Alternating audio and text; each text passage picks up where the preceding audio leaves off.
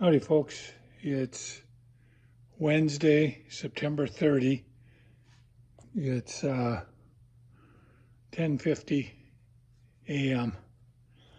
And what I'm showing you here is the bottom of a rail and the top. And so you see what I did is I took a 2x6 and I cut it down the middle so that I end up with two separate boards. And then I ran each of them through the table saw and cut a 1/2 inch deep slot in them.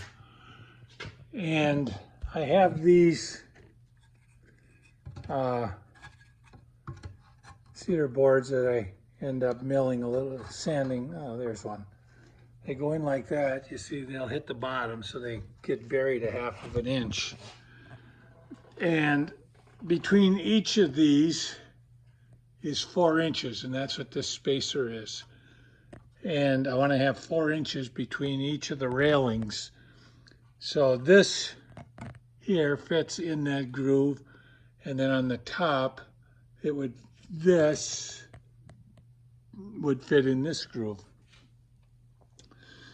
And then before I do anything more with this, what I end up doing is taking a piece of cedar and I drop it in there, and then I pin nail it. And you can see where the pin nails are, those little tiny holes. And what that'll do is that'll hold this in place. And then what I end up doing is then I end up wrapping this post so that well, let's see, this is a bottom and this is number 4. You can see the number 4 here, and there's a number 4. And so what I end up doing is putting that in, and then I wrap that naked post with these pieces, so that what I end up, when I get all 4 of them on, is I end up with something like that looks like this. And what that does is it gives it a little bit of dimension, architectural interest, whatever you want to call. And on the top, I use a smaller piece. The reason I have a wider one on the bottom is, you know, that's what you're going to basically see, and it gives the illusion of strength and stability and the like. Maybe I'm becoming too artsy-fartsy in my old age and building on this house, but that's the theory in it. This is just everything here, other than this, was leftover stuff from when we built the deck in the back. And so I saved everything, and then I was able to get 14 of these spindles out of it. These little pieces was a cutoff from something like that. I had to cut two 2x6s down to 1 inch thick, and so I used those to build these little shoulders. Once I get them on, you can see some white in there, which is this wood filler.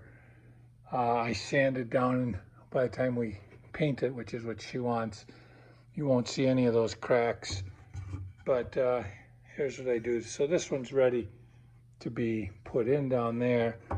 And here you can see what I do is I do a lot of wood filling to get it so that it's, once I sand it, it's nice and unified.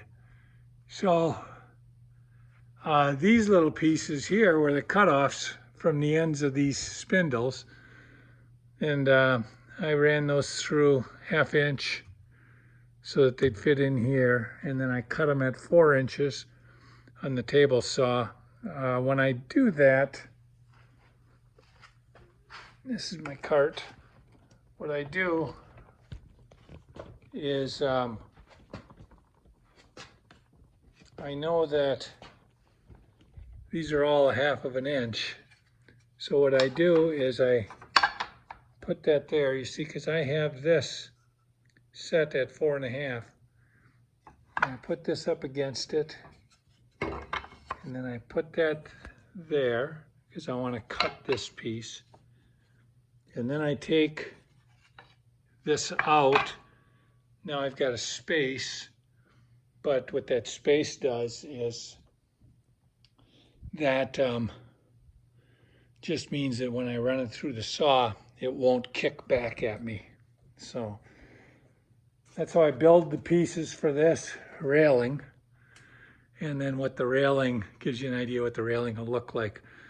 Next time I shoot this video, it'll be when it's all put together. Thanks for following our progress.